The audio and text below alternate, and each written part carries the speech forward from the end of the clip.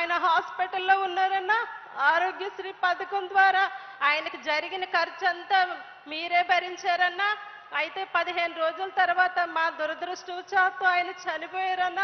ఆ సమయంలో కుటుంబ పెద్దను కోల్పోయి నేను చాలా నిస్సహాయ స్థితిలోకి వెళ్ళిపోయానన్నా. పిల్లల్ని ఎలా పెంచుకోవాలి, నేను ఎలా బ్రతకాలనే స్థితిలోకి వెళ్ళిపోయినప్పుడు మీ వాలంటీర్ వచ్చి నాకు వితంతు పెన్షన్ దరఖాస్తు చేసిందన్నా. దరఖాస్తు చేసిన మరుసటి నెలలోనే నాకు పెన్షన్ శాంక్షన్ అయిందన్నా.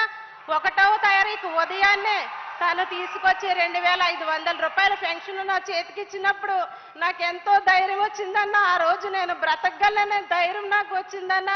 ఆ రోజు పెన్షన్ 2500 రూపాయలు తీసుకొని ఇంటికి నెలకి సరిపడా నిత్యావసర వస్తువులు కొనుక్కున్నానన్నా.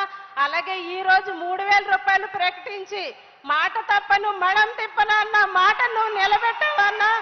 అలాగే పాదయాత్రలో కూడా నేనున్నాను, నేను విన్నానన్నావన్నా.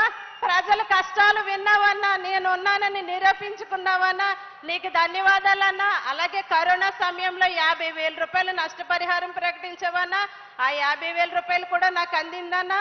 దాంతో నేను చిన్న రైస్ షాప్ పెట్టుకున్నానన్నా. దాని ద్వారా వచ్చే లాభాల్లో మీ స్ఫూర్తితోనే నాలా ఎవరైతే ఇబ్బందుల్లో ఉన్నారో వారికి సహాయం చేయటానికి నేను ఉపయోగిస్తున్నానా. ఇది కేవలం మిమ్మల్నే స్ఫూర్తిగా తీసుకొని నేను ఈ పని చేస్తున్నానని నేను తెలియజేస్తున్నానన్నా. అంతేకాకుండా మా పెద్ద అబ్బాయికి విద్య దీవెన, వసతి దీవెన మా చిన్న నాకైతే వైఎస్ఆర్ ఆసరా 0 వడ్డీ పథకం ద్వారా సుమారు 1,70,000 రూపాయలు నేను లబ్ధి పొందుతున్నానన్నా. అదే కాకుండా మా అత్తగారు కూడా వృద్ధాప్య పెన్షన్ అందుకుంటున్నారన్నా. 18,700 రూపాయలు చేయూత అందుకుంటున్నారన్నా. వైఎస్ఆర్ 0 వడ్డీ ఆసరా పథకం ద్వారా అందుకుంటున్నారన్నా. మీరు చేసిన ఈ మేలుకి ఆవిడ మా మీద ఆధారపడకుండా తన కాళ్ళ మీద తన బతకడానికి సహాయపడుతుందన్నా. అలాగే చీకటిలో ఉన్న ఎంతో మంది జీవితాల్లో మీ నవరత్నాలు పథకాల ద్వారా వెలుగులు నింపుతున్నారన్నా. మీకు మా ధన్యవాదాలన్నా. అన్నా, కష్టాల్లో ఉన్నప్పుడు కష్టాల నుండి తొలగించమని ఆ దేవుణ్ణి మేము ప్రార్థిస్తామన్నా. ఆ దేవుడే మీ రూపాల్లో ఉండి మా కష్టాలు అన్ని తీరుస్తున్నారన్నా. ఇంత మంచి సుపరిపాలన చేస్తున్న మీరే మాకెప్పటికీ ముఖ్యమంత్రిగా ఉండాలని మనస్ఫూర్తిగా కోరుకుంటూ సెలవు తీసుకుంటున్నానన్నా. ఈ అవకాశం ఇచ్చినందుకు మీకు ధన్యవాదాలన్నా. ధన్యవాదాలండి.